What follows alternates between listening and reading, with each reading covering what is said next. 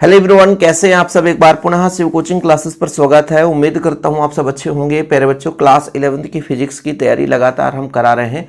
आज हम chapter number 4 start करें बच्चों, गति के नियम। और इसमें बच्चों महत्वपूर्ण क्वेश्चन आंसर देखेंगे। सबसे पहला जो प्रश्न बच्चों, जड़त्व तो क्या है। जैसे बच्चों आप लोग कोई वस्तु को रख दें, है ना। अब बच्चों हम इस पर बल लगाएं लेकिन वो अपने स्थिति से परिवर्तित ना हो, यानी हम जब बल लगाते हैं तो उसका विरोध करता है। सही है कि नहीं। जैसे मान लीजिए भारी वस्तु है, आप बल लगा रहे हैं, भारी वस्तु वो खिसक नहीं रहा है, इसके पीछे कारण होगा कुछ ना कुछ। वहां पर एक ऐसा बल लग रहा होगा जो हमारे बल का ही क्या करता है, विरोध करता है। ठीक है। जैसे बच्चों कोई वस्तु गति कर रहा है, अब गति यहां से मान लीजिए हम इसको गति करा दिए तो गति करता हुआ चला गया, इसको रोकना है तो बल लगाना पड़ेगा। तो जो बच्चों गति कर रहा है उसका भी हम विरोध करेंगे तब तो वो रुकेगा। साइकिल चलाते हो तो आप ब्रेक लगाओगे तभी तो वो आपका रुकेगा, क्योंकि हम उस गति का विरोध करेंगे।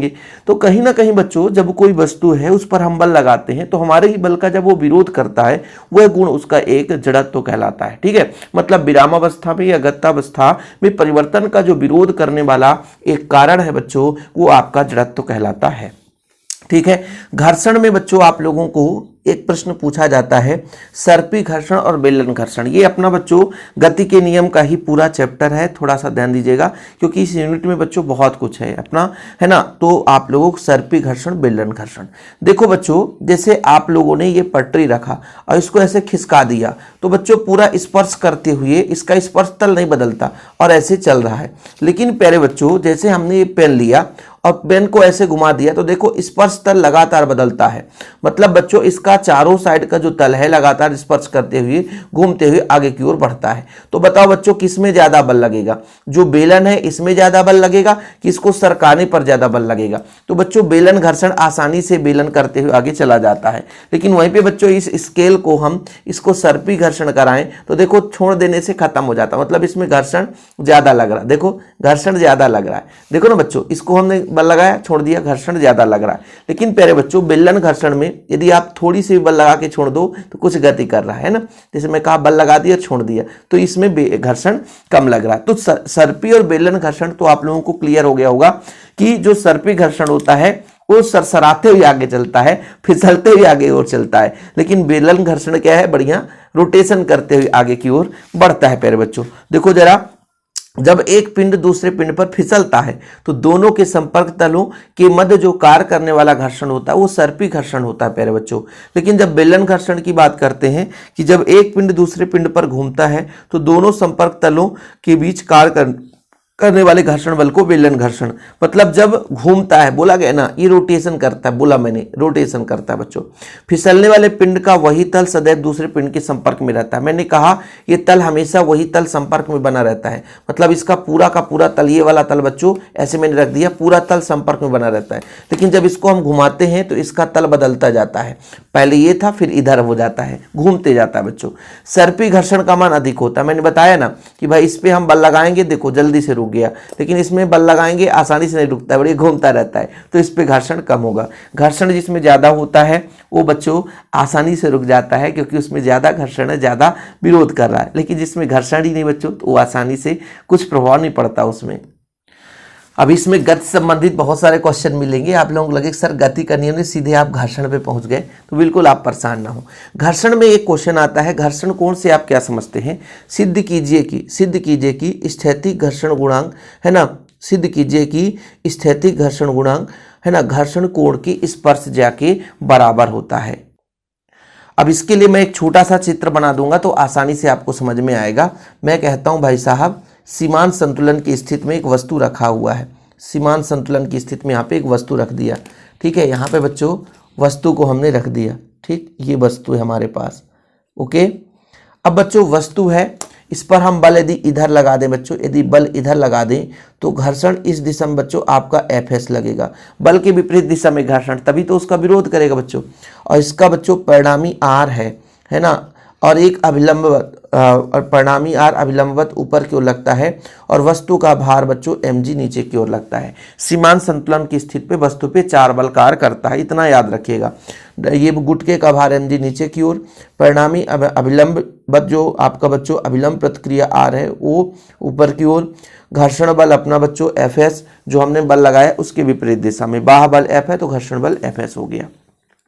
अब होता क्या है बच्चों कि इसका मान लीजिए इन दोनों का परिणामी मैं मान के चलता हूँ कि ऐसा है कुछ इस तरीके से परिणामी। तो फिर बच्चों यहाँ पे जो कोण है ये लैम्बडा, यही आपका घर्षण कोण है। घर्षण कोण किसे कहते हैं? अभिलंब प्रतिक्रिया, ये अभिलंब प्रतिक्रिया बच्चों, ठीक है, अभिलंब प्रतिक्रिया, सीमांत घर्षण और अभिलंब प्रतिक्रिया के परिणामी बल द्वारा अभिलंब प्रतिक्रिया के साथ जो घर्षण कोण बनता है वो आपका क्या बनता है बच्चों? घर्षण कोण।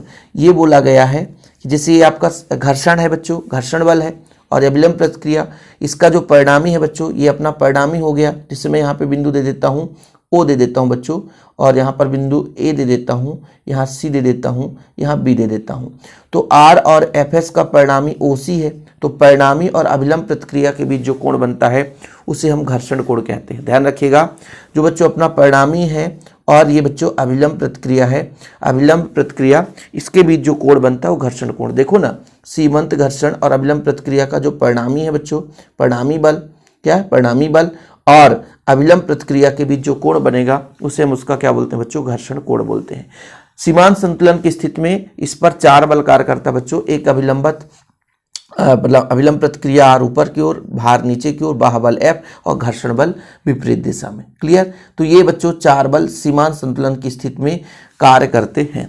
अब जब सीमांत संतुलन की स्थिति में कार्य करते हैं बच्चों, तो जैसे आप लोगों को पता है कि एफ जितना इधर लगेगा उतना ही इधर लगेगा, मतलब एक दूसरे के बराबर होते हैं। ध्यान रखिएगा, ये चीज़ आप लोगों को पता रहना चाहिए। हमें बच्चों क्या निकालना है? घर्षण कोण और स्थैतिक घर्षण गुणांक में संबंध। तो हमें लैम्बडा का मान निकालना है।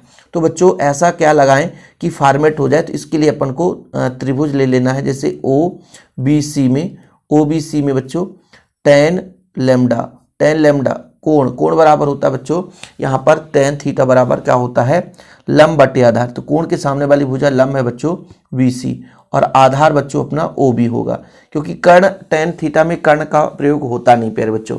ठीक है, क्लियर? अब बच्चों यदि मैं बात करूं कि BC का मान जो है OA के बराबर है, चाहे इसको लो चाहे इसको लो, तो tan लैम्बडा बराबर OA अपान OB लिख सकते हो। अच्छा, tan लैम्बडा ही रहने दो, इसका मान बच्चों FS, देखो आप FS लेकर चल रहे हो, FS, और इसका मान बच्चों OB का मान कितना है? R। ठीक है बच्चों, R हो गया। ठीक, अब चूंकि आप लोगों ने पढ़ा होगा स्थैतिक घर्षण गुणांक μS बराबर होता है FS बटा R, ये स्थैतिक घर्षण गुणांक है बच्चों, इसलिए बच्चों इसको हम μS बराबर लिख सकते हैं tan लैम्बडा। ठीक है, ये अपना प्रूव हो गया बच्चों, बस खत्म कहानी। यही है अपना घर्षण कोण और स्पर्शज्या। देखो ना, tan लैम्बडा स्पर्शज्या और घर्षण गुणांक के बीच में संबंध। तो प्यारे बच्चों, जो मैंने आपको परिभाषा बताई वो है सीमांत संतुलन की स्थिति में 4 बल कार्य करते हैं, पहला, दूसरा, तीसरा, चौथा।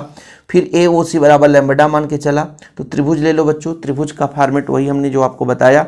ठीक है, कि भाई चाहे आप इधर का लो चाहे इधर का, है ना भाई, क्या होता है? लंब बटे आधार। ठीक है, FS बटा ये बच्चों, और फिर अपने ये FS बटा R बराबर होता है μS, तो μS कर दिया, बस खत्म कर। अतः घर्षण कोण की स्पर्शज्या घर्षण कोण गुणांक के बराबर होता है। ये पहला खत्म। दूसरा बच्चों, अब विराम कोण आ गया, इसका भी चित्र बनाएंगे, थोड़ा सा समय देंगे, चित्र में बनाकर आपको समझाऊंगा। इसके लिए अपन फिर से एक चित्र बनाते बच्चों। इस बार थोड़ा सा विराम कोण क्या है? नत समतल पर कोई वस्तु रखा हुआ है। नत समतल का मतलब, यहाँ से हम चित्र थोड़ा सा बनाते हैं बच्चों, थोड़ा समझिएगा। यहाँ पे नत समतल का मतलब ढलान वाली सतह है। जैसे यहाँ पे नत समतल बना दिया, जैसे मान लीजिए जब आप लोग स्कूल जाते होंगे तो साइकिल जब ढलान पर पहुँचता है तो कितना फटाफट भागता है बच्चों। यहाँ पर हमने कहा एक वस्तु रख दिया। अब बच्चों इस पर अभिलंब प्रतिक्रिया एक परिणामी बच्चों, अभिलंब तो सीधा लंबवत ही बल कार्य करेगा, मतलब R जो है बच्चों अभिलंब प्रतिक्रिया है, और भार बच्चों अपना ऊर्ध्वाधर नीचे की ओर ही लगता है, भार mg ऊर्ध्वाधर नीचे की ओर। अब दिक्कत ये है कि इस पर बल मान लीजिए हम लगा रहे हैं, इस पर बल लगा रहे हैं, इधर ये भाई किधर वस्तु जाएगा? इधर जाएगा, तो बच्चों घर्षण बल जो है उसके विपरीत दिशा में लगेगा FS। अब ये R है ना, R है बच्चों, और mg इसकी अनुदिश बच्चों, इसकी अनुदिश सही दिशा नहीं है, पिंड के अनुदिश सही दिशा नहीं है। जैसे मैं बात करता हूँ mg, अब इसका बच्चों R के विपरीत जो बल है इधर लगना चाहिए, क्योंकि R के विपरीत बल लगना चाहिए ना, और एक पैर बच्चों इसके इस अनुदिश होना चाहिए। इसलिए जब हम यहाँ पर यदि कोण बना दें थीटा, तो थीटा के सामने वाली भुजा लंब हो जाती है, और ये आधार, तो आधार को हमेशा बच्चों mg cos थीटा से और लंब जैसे इसको ऐसे खींचेंगे ना बच्चों तो ये वाला हो जाएगा mg sin थीटा। क्या होगा बच्चों? mg sin theta. ये दो भाग हो गया। तो अब आप लोगों को क्लियर हो जाएगा mg cos theta mg sin theta. जब कोई वस्तु नत समतल पर सीमांत संतुलन की स्थिति में होता है तो बच्चों नत समतल, ये अपना नत है, क्या है? नत समतल क्षैतिज के साथ जो कोण बनाता है, बच्चों क्षैतिज के साथ जो कोण बनाता है वो आपका विराम कोण कहलाता है। यानी कोई वस्तु ढलान पर है तो क्षैतिज के साथ जो कोण बनेगा वो विराम कोण कहलाएगा। ये तो क्लियर है सर, बड़ा सिंपल है सर, है ना, कि जब कोई वस्तु नत समतल पर है तो क्षैतिज के साथ जो कोण बनाएगा वो क्या कहलाएगा? विराम कोण कहलाएगा बच्चों। सीमांत संतुलन की स्थिति में इसमें भी 4 बल कार्य करेंगे। हालांकि यहाँ पे हम बाह्य नहीं लगाएंगे तो 3 भी बल लगेगा। तो एक बल बच्चों अपना सबसे पहले mg ऊर्ध्वाधर नीचे की ओर, दूसरा अविलंब प्रतिक्रिया जो अपना बच्चों नत समतल है इसके लंबत लगेगा, नत समतल के लंबत, ये तल के लंबत नहीं, पृथ्वी के तल के नहीं, ये नत समतल जो ढलान है इसके लंबत लग रहा बच्चों, ठीक है। और बच्चों आपका Fs जो है वो अपना घर्षण बल लग रहा बच्चों, सीमांत घर्षण बल एक प्रकार से, है ना। तो इस तरीके से बच्चों इसमें 3 बल कार्य करते हैं। एक पिंड का भार md नीचे की ओर, एक अविलंब प्रतिक्रिया अविलंब ऊपर की ओर, एक सीमांत घर्षण बल मतलब नत समतल के अनुदिश बच्चों, ये नत समतल के अनुदिश ये घर्षण बल कार्य करता है। अब बच्चों हम सबको पता है कि भाई, है ना, जितना बल ऊपर लग रहा उतना ही बल नीचे की ओर लगे। कहने का मतलब जितना r होगा उतना ही mg cos थीटा होगा। बिल्कुल सही है सर, जितना बल आपका r होगा उतना ही mg cos थीटा होगा, ये बिल्कुल सही है। जितना बल Fs होगा बच्चों उतना ही अपना mg sin थीटा होगा। क्या होगा? mg sin theta. अपन क्या करें कि जैसे इसको समीकरण 1 दे दें, समीकरण 2 दे दें, तो समीकरण बच्चों समीकरण 2 में 1 का भाग दे दें बच्चों। 1 का भाग देने पर, जब भाग देंगे प्यारे बच्चों, तो भाग देंगे तो कितना आएगा? mg sin थीटा बटे mg cos थीटा, ठीक है।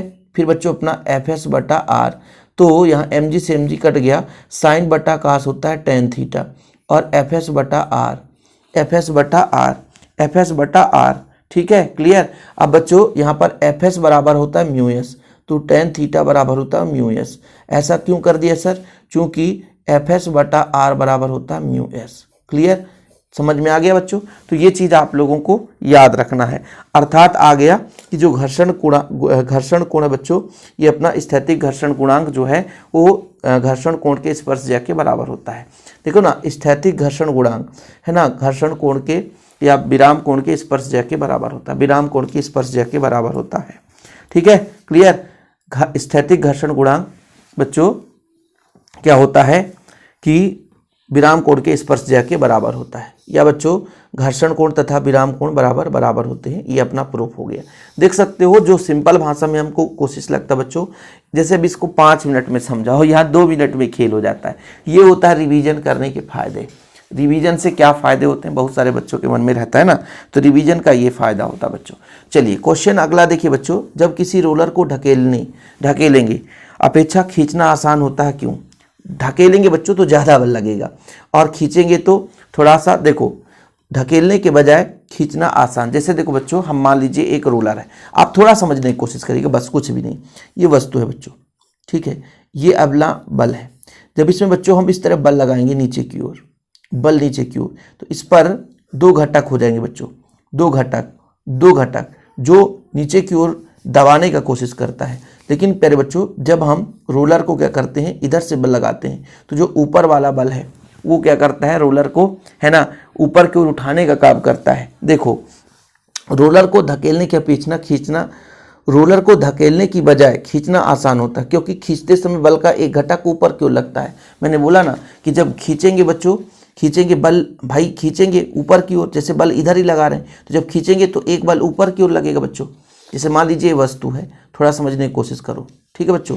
खींचेंगे तो जब इसको खींचेंगे, इधर हम बल लगा रहे हैं, तो 2 घटक होंगे बच्चों। एक आपका होगा एफ साइन थीटा, और एक होगा बच्चों, ये बच्चों मान लीजिए ये कोण है, कोण के साथ तो ये अपना एफ कॉस थीटा होगा। तो जो ऊपर की ओर बल लगाएगा, मान लीजिए इसके साथ कोण बनाएंगे तो अपना ये एफ साइन थीटा होगा, इसके साथ, हालांकि इसके साथ होना चाहिए तो ये एफ साइन थीटा होगा। मतलब जो भी बल ऊपर की ओर लगेगा उसको उठाने का काम करेगा। लेकिन धकेलते समय बच्चों बल नीचे की ओर लगता है, जो उसको दबाने में मदद करता है, तो वजन बढ़ा देता है, जिसके कारण बच्चों घर्षण ज़्यादा हो जाती है, इसलिए धकेलना कठिन हो जाता है। ठीक है, समझ में आया? जो बच्चों जब हम खींचते हैं तो घटक जो ऊपर काम करता है वो रोलर को प्रभावी भार से घर्षण बल कम कर देता है, जिसके विपरीत धकेलने समय घटक नीचे की ओर काम करता है, वजन बढ़कर घर्षण बढ़ जाता है। कुल मिलाकर के जब दबाते हैं तो जो घटक नीचे की ओर लगता है बल बच्चों वो भारी कर देता है, घर्षण बढ़ा देता है। लेकिन जब हम ऊपर की ओर खींचते हैं तो क्या होता है, उसका घर्षण कम हो जाता है। ठीक है, चलिए अब प्यारे बच्चों न्यूटन के गति का नियम, अब हमारा गति का नियम आया। अब आप लोगों को लगेगा कि सर गति का नियम तो आप पढ़ा ही नहीं रहे थे। अरे बाबू चिंता ना करो, एक एक पॉइंट हम आप लोगों को समझाते हैं। ठीक है, जड़त्व तो हमने बता दिया, जड़त्व तो बच्चों अपना है ना, आप लोगों से प्रकार पूछा जाता है और जड़त्व से क्वेश्चन आते हैं। ठीक है, अभी हम चर्चा करेंगे, बिल्कुल निश्चिंत रहें। देखिए पार्ट 1 में नहीं होगा तो पार्ट 2 में करेंगे, लेकिन क्लासेस लगातार आप लोगों के लिए चलती रहेगी, चिंता नहीं करिए। ठीक है, गति का प्रथम नियम क्या है बच्चों, यदि कोई वस्तु विराम में है तो विराम में रहेगा, गतिमान है तो गतिमान रहेगा जब तक उसमें बाह्य ना लगाएं, है ना, उसकी स्थिति में परिवर्तन ना हो। ये प्रथम नियम है, ये हर बच्चे के मुंह में याद होगा, क्योंकि भाई आप लोग ऐसे द्रव्य संरक्षण का नियम पढ़ते हैं, पदार्थ को ना तो नष्ट कर सकते ना तो उत्पन्न कर सकते हैं, केवल बच्चों उसका अवस्था पर परिवर्तित कर सकते हैं। ऐसे बच्चों कोई वस्तु विराम में है तो विराम में रहेगा, गति में है तो गतिमान रहेगा, जब तक कि उसमें बाह्य बल न लगाए उसकी स्थिति में परिवर्तन नहीं होगा।